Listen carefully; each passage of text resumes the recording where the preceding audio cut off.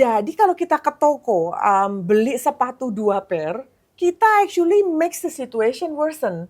But we don't realize it because I just like the shoes. Setiap kali kita melakukan sesuatu, there is a dampak. Yeah.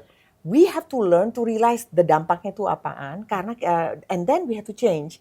Meaning adalah, that's why judulnya itu regeneration rather than just sustainability. Jadi dari kita sendiri aja, kita tidak tidak mendisiplinkan diri how to separate the sampah. And then the argument is where the whole stigma is coming in. Percuma juga kalaupun gue pisahin juga sampai di sana dijadiin satu. Yeah. But that is exactly the point. Jangan mikirin mengharapkan orang lain solving your problem.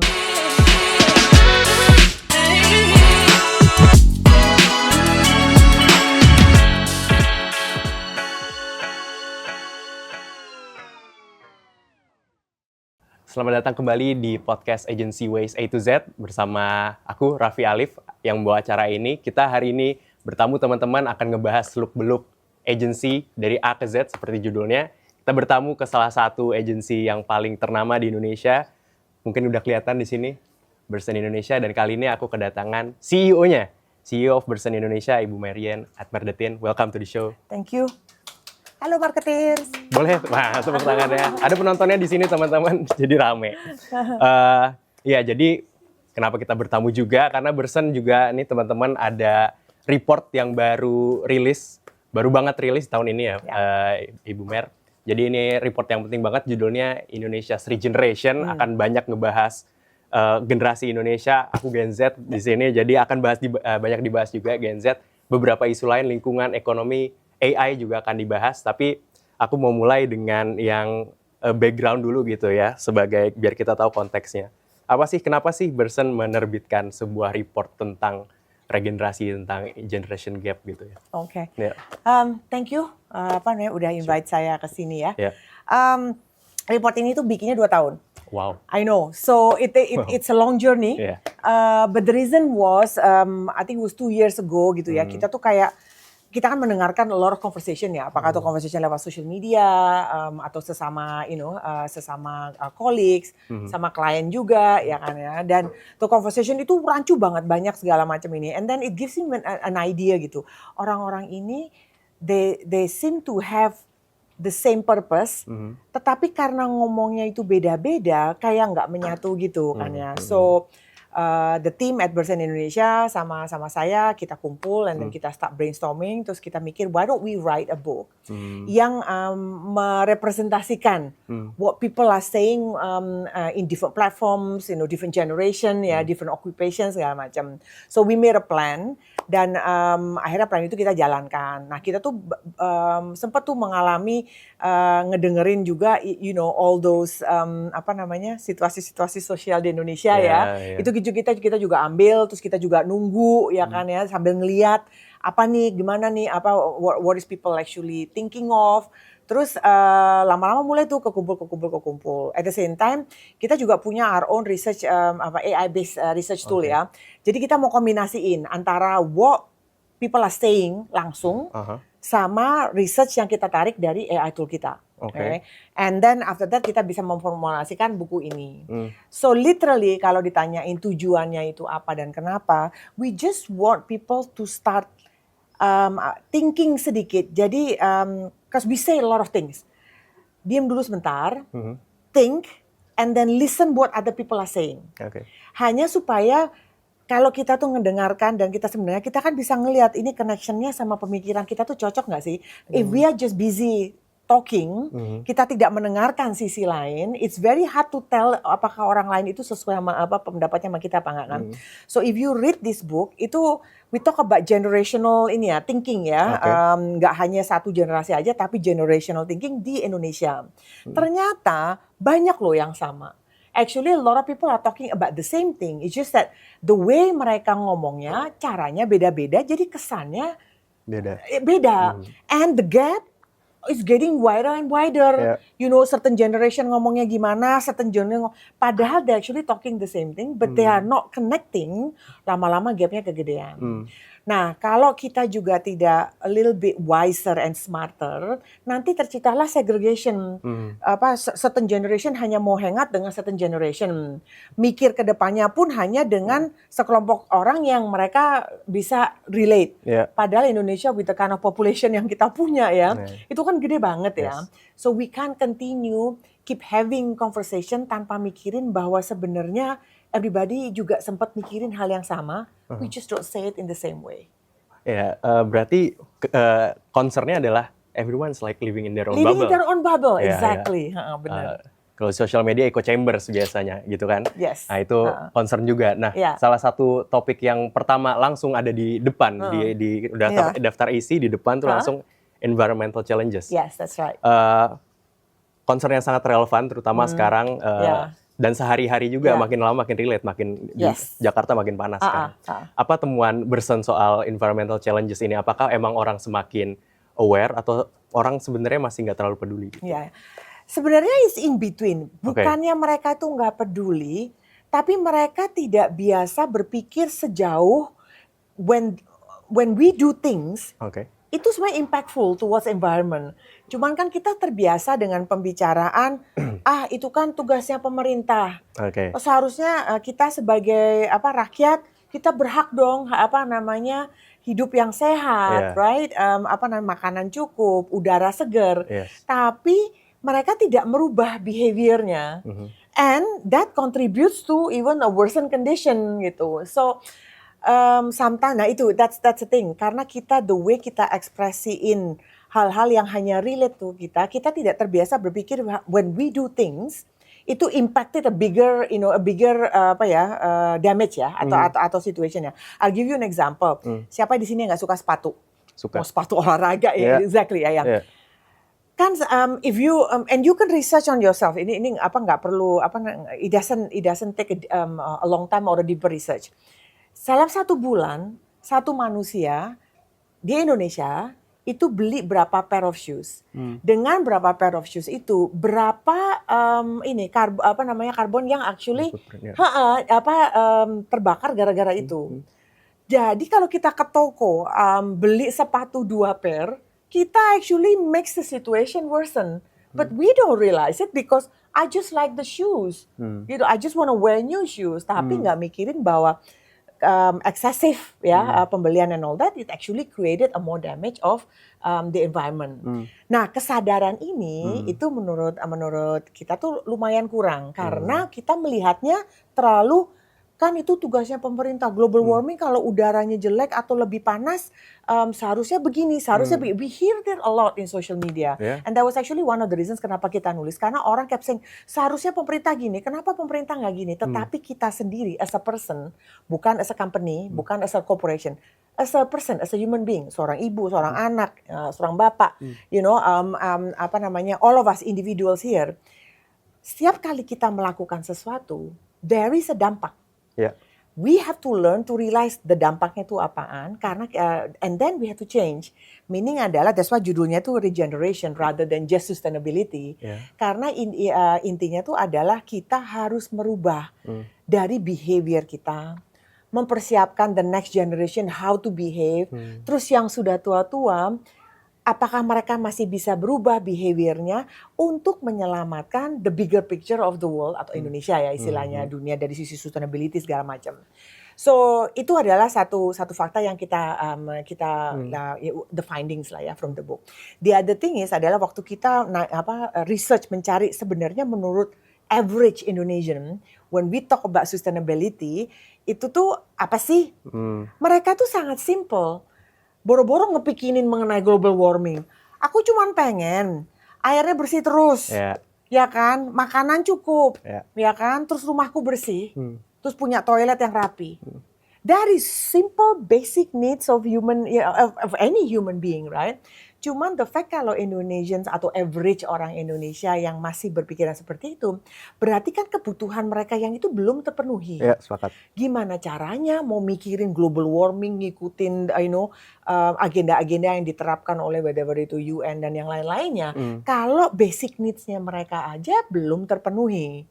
Nah, so we have this sort of like sense of responsibility ya, all of us as a population, bukan hanya pemerintah atau corporation, to change our behavior untuk ngebantu menaikkan tingkat hidupnya most of the people supaya the basic needs-nya itu no longer becoming the main focus of your life. Karena kalau itu berkelanjutan, you can never actually maju ke semuanya lah. Orang masih sibuk ngurusin diri sendiri ya. You don't have time untuk ngurusin yang agenda-agenda yang lainnya. So that was one of the findings yang menurut kita, we were very surprised waktu research-nya itu datang, we had a meeting, I don't know berapa kali. Karena kita pikir, did we ask the wrong questions? Did we, karena wow, apalagi kita sebagai company yang, we belong to a bigger network ya, global network. Kita kan sudah digeret to a confirmation yang sangat gede banget mengenai whatever sustainability, diversity, you name it ya. Tiba-tiba kita melihat research finding yang isinya, ya Allah ini orang-orang masih mencari basicnya, right? So that makes we were just talking earlier mengenai gap. This is such a big gap, right? Nah, gimana caranya kita memperkecil gapnya supaya kita nggak ketinggalan? That's definitely one. Terus planning ke depannya, action plan-nya ini apa aja? So more on that, and that was why some of the insight in the book ya kita bikin se-amiable way supaya lebih gampang dibaca. Tetapi jadi ngebikin orang lebih ngerti lah ya, and then make them think. Rather than ngebaca cuma statistik sekian persen gini, sekian we don't want to do that. But we want to create conversations, apakah dengan diri sendiri atau dengan lingkungan sekitarnya, about how to change our behavior. Dan conversation itu sebetulnya nggak start from zero ya, karena yang aku baca di sini ada beberapa contoh ternyata dari local wisdom yang terkait dengan sustainability. Artinya kita sebenarnya nggak asing-asing banget sama konsep itu, gitu. Cuman ketika basic needs tadi belum terpenuhi, akan ada lompatan dulu untuk kita ngomong soal global warming. Artinya susah nggak susah mungkin ya ngubahnya. Apalagi populasi kita gede ya, it's not a small people ya, number of people ya. And very diverse. Very diverse. Moving on gitu ya, dan salah satu temuan yang menurutku menarik karena kalau kita ngomongin environmental dan terus kita bicara ekonomi, kadang-kadang orang suka membenturkan gitu, profit and sustainability, kadang-kadang suka susah membalance-nya. Dan orang biasanya menunjuk corporate sebagai the main culprit gitu. Ya kan? Dan di dalam buku ini pun juga disebut bahwa ternyata ada stigma negatif gitu terhadap korporasi gitu, entah dalam konteks apa gitu. Mungkin Ibu Mer bisa cerita sedikit kenapa bisa ada stigma negatif tersebut dan is it fair dan gimana cara memutarbalikkan stigma itu? Gitu. I mean the stigma exists karena memang banyak kejadian yang real atau perception memang sudah terbentuk di mana selalu the culprit is corporation. And I'm not here to deny or to agree on that. Aku cuma ngelihat, and sometimes when I train my own staff atau clients when we do conversation and when we do a certain kayak coaching gitu ya. One thing yang kita harus ingat adalah we can never control or change other people, but we can control ourselves. Stigma itu I think akan always be there, and there are other so whoever kayak corporation gitu ya. Mereka dibilangnya lu aja ngomongnya kayak gitu, padahal sebenarnya you did this, you did that, and we seen this a lot lah ya ceritanya ya. Nah, nggak apa-apa bikin itu, tetapi sebelum kita ngomong gitu atau sembari mengeluarkan pendapat dan percaya bahwa we need to advocate a certain healthy way of living, kita lihat ke diri kita sendiri. Have we behaved correctly? Are we contributing to the problem?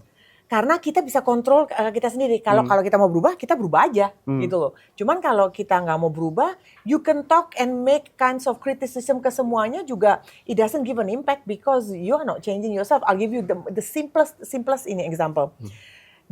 Sampah daur ulang, let's say ya, di household kita ya.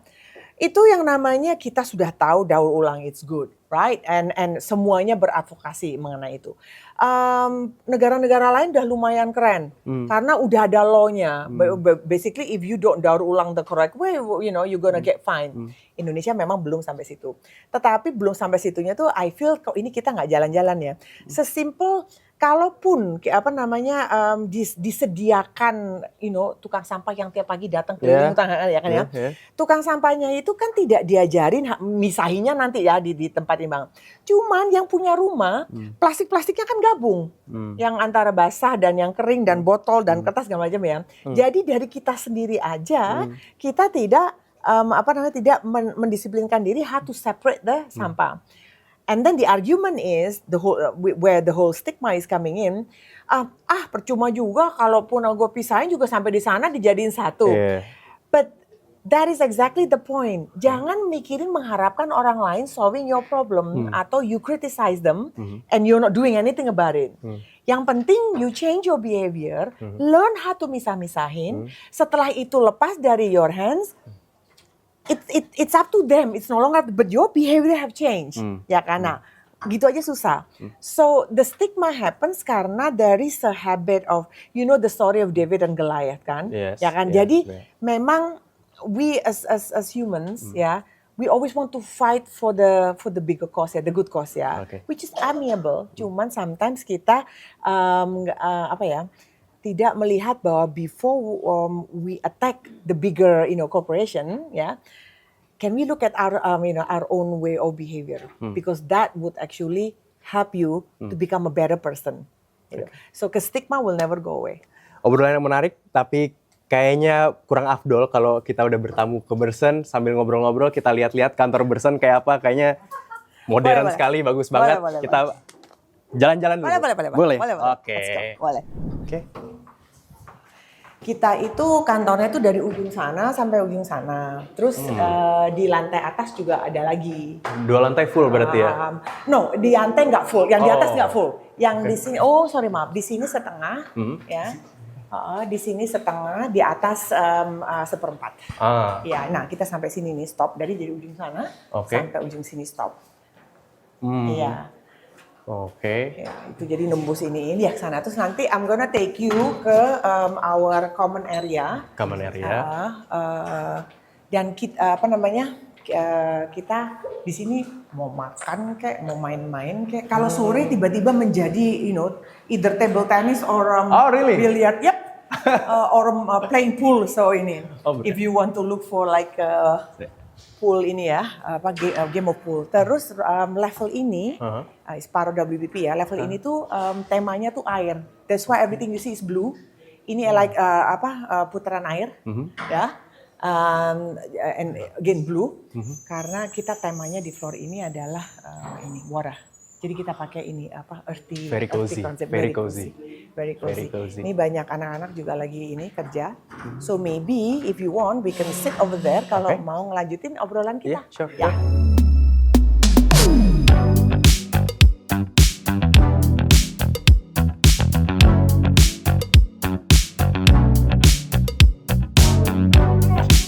Keren banget kantor Bersen, luas banget teman-teman. Ibu Mer, terima kasih turnya. Di sini kelihatannya pegawainya pada cerah-cerah, ceria-ceria karena sangat bagus kantornya. Ini kita ada di temanya air-air, jadi ini agak sangat dynamic, water feature di kantornya. Dan tadi ngomongin pegawai-pegawai Bersen yang luar biasa bahagia. Aku pengen tahu pendapatnya Ibu Mer soalnya tentang hal yang lagi banyak dibicarakan para pekerja kreatif, pekerja media gitu ya. Termasuk agency pasti banyak orang-orang kreatif di sini. Adalah soal AI. How do you see AI? Apa yang ada temuan apa di buku ini soal AI? Karena banyak sekali perdebatan, terutama di soal kreatif, tentang generative AI, terutama apakah akan menggantikan peran manusia. Cool. I mean, a lot of people ya ngebahas ini ya, sama-sama tanya ya.